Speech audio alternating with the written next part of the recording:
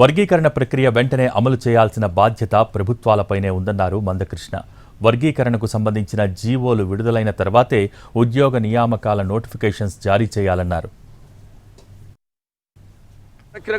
తీర్పు వర్గీకరణకు అనుకూలంగా వచ్చింది కాబట్టి వెంటనే వర్గీకరణ ప్రక్రియను వేగవంతం చేయడమే ప్రభుత్వాల మీద ఉన్న పని. అదే సమయంలో ఇక వర్గీకరణ ప్రక్రియకు సంబంధించిన అన్ని చర్యలు చేసేంత వరకు ఖచ్చితంగా ఆంధ్రప్రదేశ్లో కానీ లేదా తెలంగాణలో కానీ ఎక్కడ కానీ ఉద్యోగ నియామకాలు వెంటనే చేపట్టరాదని, ఖచ్చితంగా వర్గీకరణకు సంబంధిత జీవోలు వచ్చిన తర్వాత మాత్రమే, మార్గనిర్దేశక సూత్రాలు వచ్చిన తర్వాత మాత్రమే నోటిఫికేషన్లు అనేది జారీ చేయాలని చెప్పి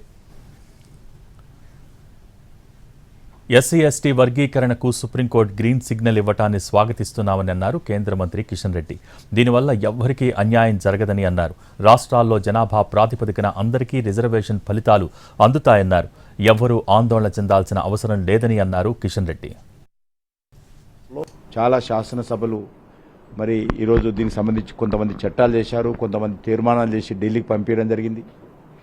చివరకు మన ఉభయ తెలుగు రాష్ట్రాల్లో తెలుగుదేశం హయాంలో చంద్రబాబు నాయుడు గారు ముఖ్యమంత్రిగా ఉన్నప్పుడు 4 సంవత్సరాల పాటు అమలు కూడా జరిగింది.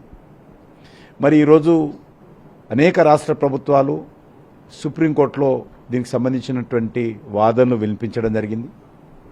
మరి చివరికి ఈరోజు రాజ్యాంగ ధర్మాసనం కేటగరైజేషన్ ఉండాల్సినటువంటి అవసరం ఉంది అనే విషయం చెప్పడం ఏదైతున్నదో చాలా సంతోషకరము.